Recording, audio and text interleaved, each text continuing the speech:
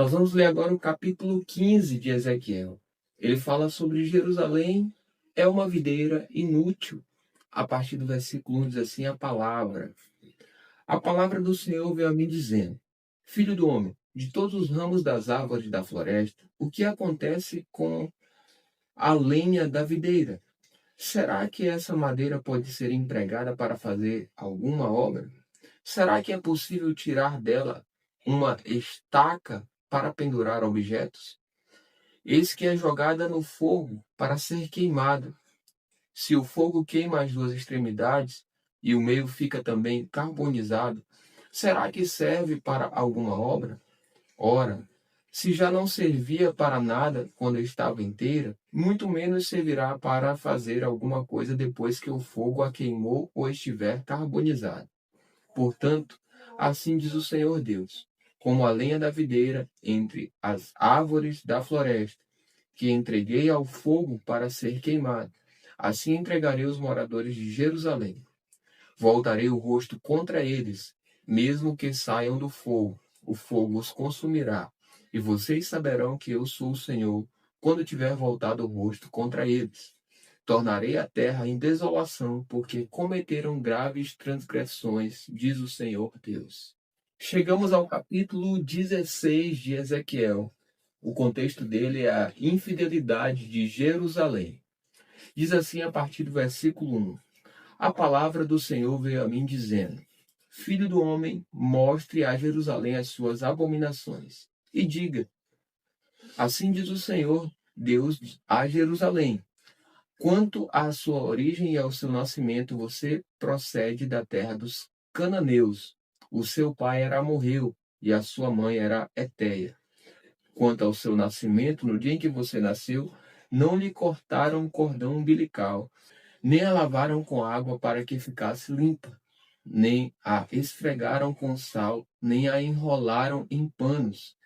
Ninguém olhou para você com piedade para lhe fazer qualquer dessas coisas, compadecendo-se de você. Pelo contrário, no dia em que você nasceu, você foi jogada em campo aberto, porque tiveram nojo de você. Quando passei por perto e vi que você se revolvia no seu sangue, eu lhe disse: ainda que você esteja coberta de sangue, fique viva. Sim, ainda que você esteja coberta de sangue, fique viva. Eu a fiz crescer como uma planta do campo. Você cresceu, se desenvolveu e ficou muito bonita. Os seus seios tomaram forma, os seus cabelos cresceram, mas você estava completamente nua. Quando passei de novo por perto e olhei para você, eis que você tinha chegado à idade do amor. Estendi sobre você as abas do meu manto e cobri a sua nudez. Fiz um juramento e entrei em aliança com você, diz o Senhor Deus, e você passou a ser minha. Então eu a lavei com água, limpei o sangue que a cobria e a ungi com óleo. Também a vesti com roupas bordadas e lhe dei sandálias feitas com couro da melhor qualidade. Eu a cingi de linho fino e a cobri de seda. Também a enfeitei com joias, bracelete nas mãos e com colar no pescoço. Coloquei um pendente em seu nariz, brincos nas orelhas e uma linda coroa na cabeça. Assim você foi enfeitada com ouro e prata. As suas roupas eram de linho fino, de seda e de bordados. Você se alimentou da melhor farinha, de mel e azeite. Você era muito bonita e chegou a ser rainha. A sua fama correu entre as nações por causa da sua beleza, pois você era perfeita por causa do meu esplendor que eu tinha posto sobre você, diz o Senhor Deus. Mas você confiou em sua beleza e a sua fama fez com que você se prostituísse e você se ofereceu a todos os que passavam para ser deles. Você pegou algumas das suas roupas e fez para si lugares altos, enfeitados de diversas cores, nos quais você se prostituiu. Nunca antes havia acontecido algo assim e jamais voltará a acontecer. Você pegou as suas belas joias, feitas com ouro e a prata que eu lhe tinha dado, e fez para si imagens de homens, com as quais você se prostituiu. Você pegou seus vestidos bordados e com eles cobriu as imagens. O meu óleo e o meu perfume você pôs diante delas. A comida que eu lhe dei, a melhor farinha, o óleo e o mel com que eu a sustentava. Você também pôs diante delas em aroma agradável, e assim se fez, diz o Senhor Deus. Além disso, você pegou os filhos e as filhas que teve comigo e os sacrificou às imagens para serem consumidos. Como se não bastasse essa sua prostituição, você matou os meus filhos e os entregou a essas imagens como oferta pelo fogo. Em todas as suas abominações e nas suas prostituições, você não se lembrou dos dias da sua mocidade, quando você estava completamente nua, revolvendo-se no seu sangue. Agora vai falar sobre Jerusalém, a adúltera. A partir do versículo 23 diz assim: depois de toda a sua maldade, ai, ai de você, diz o Senhor Deus. Você construiu altares e um lugar elevado em cada praça. Na entrada de todos os caminhos, você construiu um lugar elevado, profanou a sua beleza, se ofereceu a todos os que passavam e multiplicou as suas prostituições. Você também se prostituiu com os filhos do Egito, seus vizinhos de membros avantajados, e multiplicou a sua prostituição para me provocar a ira. Por isso, estendi a mão contra você, diminuí o seu território e a entreguei à vontade daquelas que a odeiam, as filhas dos filisteus, que se envergonhavam da conduta depravada de vocês. E, por ser insaciável, você também se prostituiu com os filhos da Assíria, e prostituindo-se com eles, nem assim ficou satisfeito. Pelo contrário, você estendeu as suas prostituições até a Caldeia, essa terra de negociantes, mas nem com isso ficou satisfeito. Como é fraco o seu coração, diz o Senhor Deus, pois você faz todas estas coisas que são próprias de uma prostituta descarada, construindo os seus altares na entrada de todos os caminhos e o seu lugar elevado em cada praça. Você não foi como a prostituta, porque desprezou o pagamento.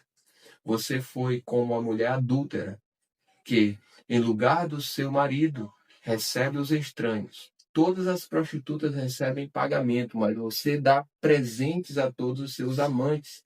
Você faz isso para que venham de todas as partes adulterar com você.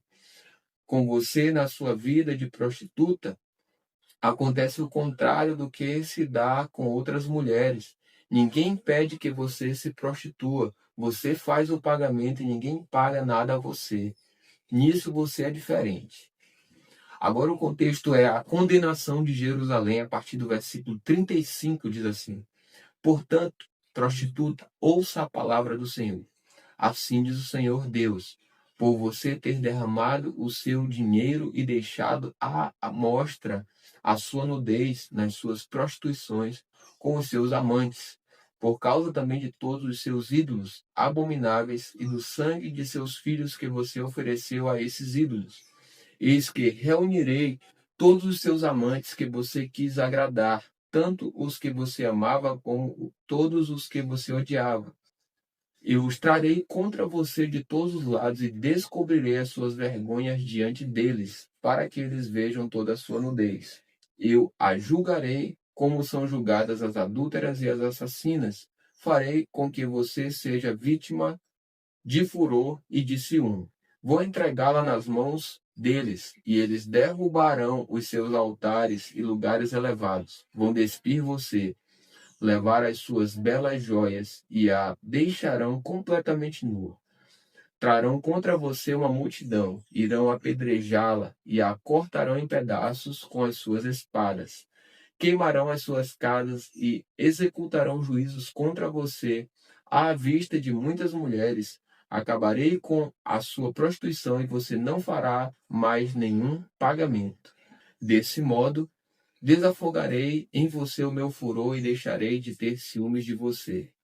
Estarei calmo e não ficarei mais irado, visto que você não se lembrou dos dias da sua mocidade e me provocou a ira com todas essas coisas.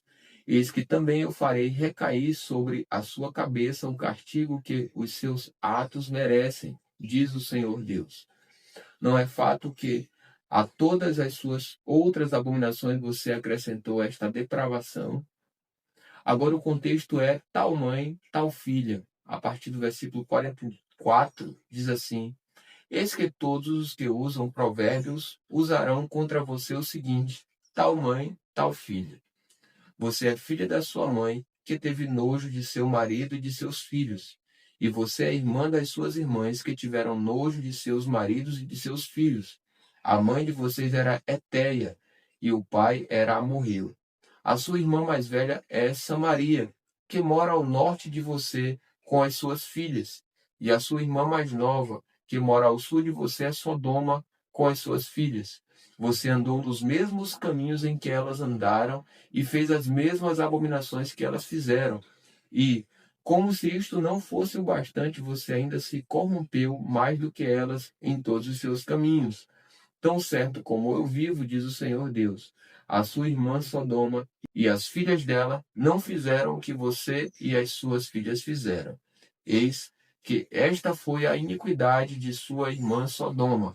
Ela e as suas filhas foram orgulhosas, tiveram fartura de pão e próspera tranquilidade, mas nunca ampararam os pobres e os necessitados. Foram arrogantes e fizeram abominações diante de mim. Ao ver isso, eu as removi daquele lugar. Também Samaria não cometeu metade dos pecados que você cometeu. Você multiplicou as suas abominações mais do que elas, e assim, com todas essas suas abominações, fez com que as suas irmãs parecessem mais justas do que são. Agora, pois, suporte a sua humilhação, você que advogou a causa das suas irmãs, diante dos pecados que você cometeu, que são mais abomináveis do que os pecados que elas cometeram. Elas são mais justas do que você. Portanto, envergonhe-se e suporte a sua humilhação, pois você fez as suas irmãs parecerem mais justas do que você. O contexto agora é Sodoma e Samaria voltarão a ser o que eram. Versículo 53, a partir dele diz: Restaurarei a sorte delas, e de Sodoma e de suas filhas, e de Samaria e de suas filhas, e restaurarei também a sua sorte entre elas, para que você suporte a sua humilhação e seja envergonhada por tudo que você fez, servindo-lhes de consolo. Quando as suas irmãs, Sodoma com as suas filhas e Samaria com as suas filhas voltarem ao seu próprio estado, também você e suas filhas voltarão ao seu primeiro estado. Não é fato que, nos dias do seu orgulho, você usou o nome de sua irmã Sodoma como provérbio, antes que se descobrissem as maldades que você fazia? Agora você se tornou como ela, objeto de zombaria das filhas da Síria e de todos os que estão ao redor dela, as filhas dos filisteus que a desprezam. Você terá de sofrer as consequências da perversidade e das abominações que você praticou, diz o Senhor.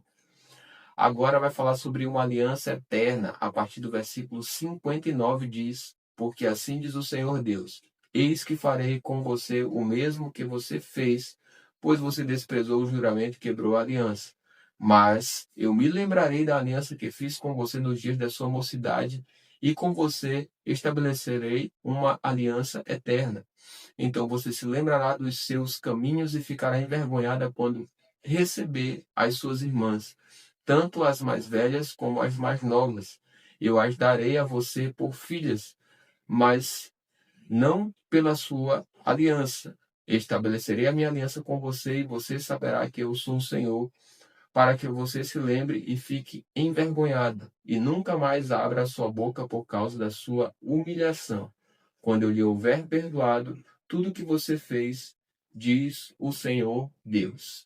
Agora, no capítulo 17 de Ezequiel, vai falar sobre a parábola das duas águias e da videira. A partir do versículo 1 diz assim: A palavra do Senhor veio a mim dizendo: Filho do homem, propõe um enigma e apresente uma parábola à casa de Israel.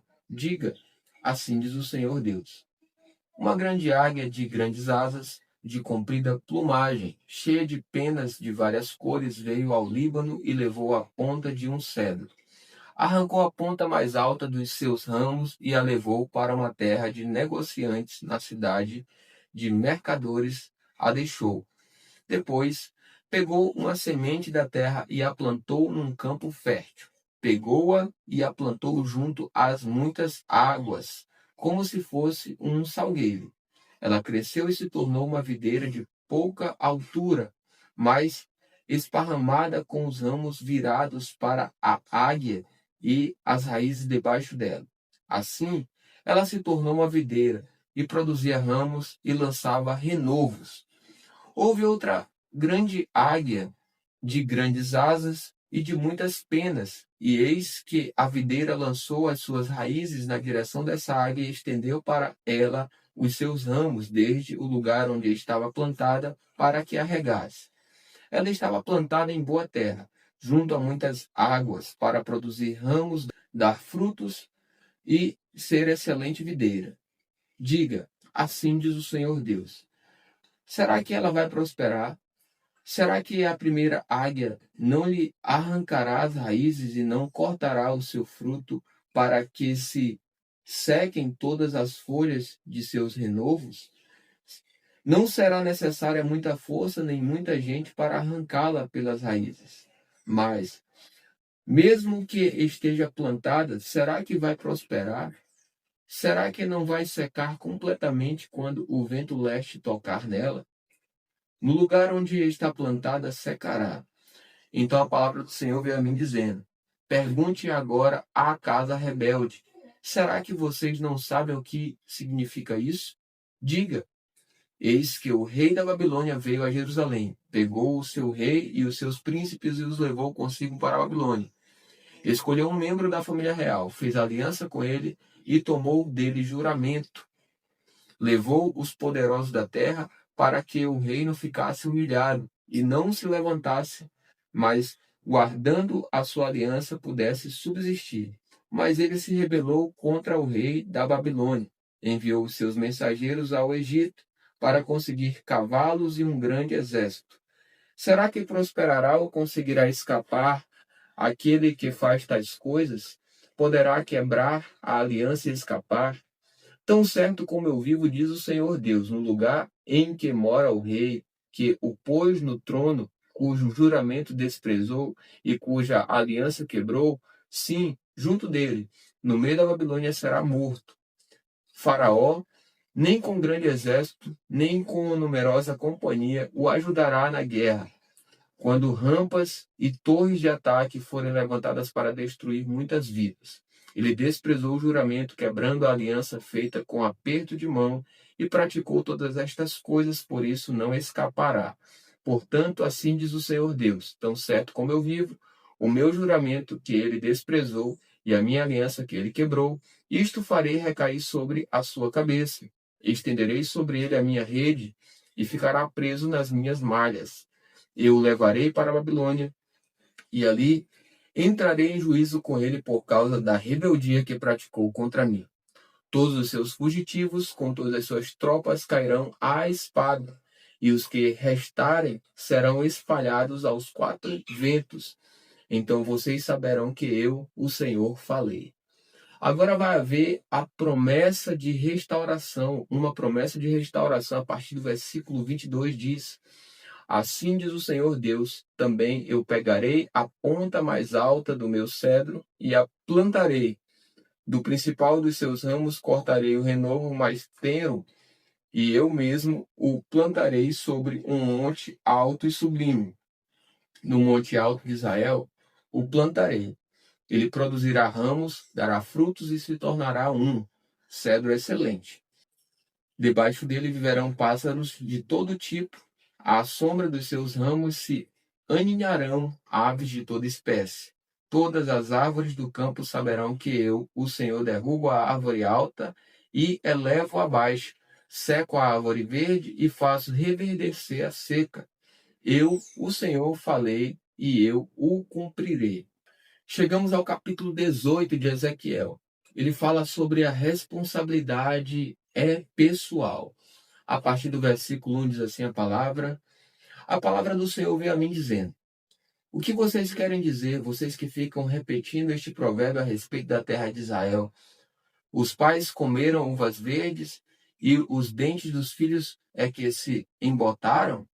Tão certo como eu vivo, diz o Senhor Deus, vocês nunca mais repetirão esse provérbio em Israel. Eis que todas as pessoas são minhas. Assim como a pessoa do Pai, também a pessoa do Filho é minha. A pessoa que pecar, essa morrerá.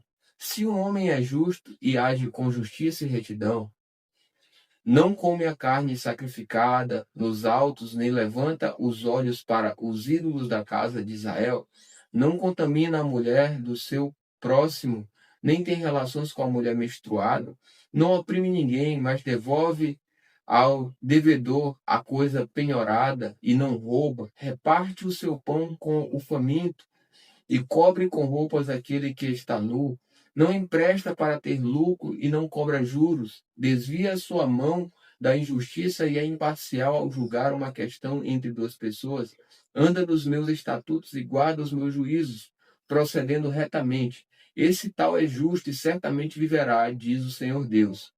Se ele gerar um filho ladrão, assassino, que fizer a seu irmão qualquer uma dessas coisas que o pai nunca cometeu, mas comer carne sacrificada nos altos, contaminar a mulher de seu próximo, oprimir o pobre necessitado, praticar roubos, não devolver o penhor, levantar os olhos para os ídolos, cometer abominações, emprestar para ter lucro e cobrar juros, será que esse viverá? Não viverá. Ele fez todas estas abominações e será morto, é responsável pela própria morte.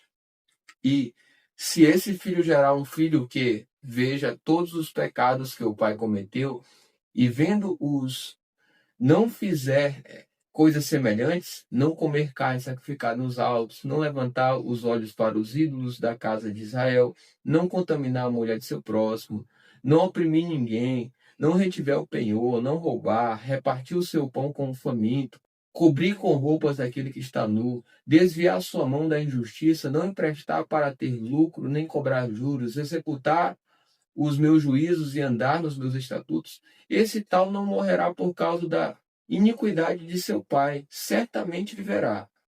Quanto ao pai dele, porque praticou extorsão, roubou os bens do próximo e fez o que não era bom no meio de seu povo, eis que ele morrerá por causa da iniquidade. Mas vocês perguntam, por que o filho não paga pela iniquidade do pai? Porque o filho fez o que era justo e reto. Ele guardou todos os meus estatutos e os praticou, por isso certamente viverá. A pessoa que pecar, essa morrerá. O filho não pagará pela iniquidade do pai, nem o pai pagará pela iniquidade do filho. A justiça do justo ficará sobre ele, e a maldade do ímpio cairá sobre ele. Mas, se o ímpio se converter de todos os pecados que cometeu e guardar todos os meus estatutos, e fizer o que é justo e reto, certamente viverá, não será morto. De todas as transgressões que cometeu, nenhuma será lembrada contra ele. Pela justiça que praticou, viverá. Vocês pensam que eu tenho prazer na morte do ímpio? Diz o Senhor Deus. Não desejo eu muito mais que ele se converta dos seus caminhos e viva? Mas, se o justo se desviar de sua justiça e fizer maldade, fazendo as mesmas abominações que o ímpio faz, será que ele viverá? De todos os atos de justiça que praticou, nenhum será lembrado, na sua transgressão com que transgrediu e no seu pecado que cometeu. Neles morrerá. No entanto, vocês dizem: o caminho do Senhor não é reto. Então escute, ó casa de Israel. Será que é o meu caminho que não é reto? Não seriam muitos mais os caminhos de vocês que são tortuosos? Se o justo se desviar da sua justiça e fizer maldade, morrerá por causa dela. Na iniquidade que cometeu, morrerá. Mas se o ímpio se converter da maldade que cometeu e praticar o que é justo e reto, ele preservará a sua vida. Pois se ele percebe o que fez e se converte de todas as transgressões que cometeu, certamente viverá, não será morto. No entanto, a casa de Israel diz: o caminho do Senhor não é reto. Será que são os meus caminhos que não são retos, ó casa de Israel? Não seriam muito mais os caminhos de vocês que são tortuosos? Portanto, eu os julgarei, cada um segundo os seus caminhos, ó casa de Israel. Diz o Senhor Deus: convertam-se e afastem-se de todas as suas transgressões, para que a iniquidade não lhes sirva de tropeço. Livrem-se de todas as transgressões que vocês cometeram e façam para vocês um coração novo e um espírito novo. Porque vocês haveriam de morrer, ó casa de Israel. Eu não tenho prazer na morte de ninguém, diz o Senhor Deus. Portanto, convertam-se e vivam.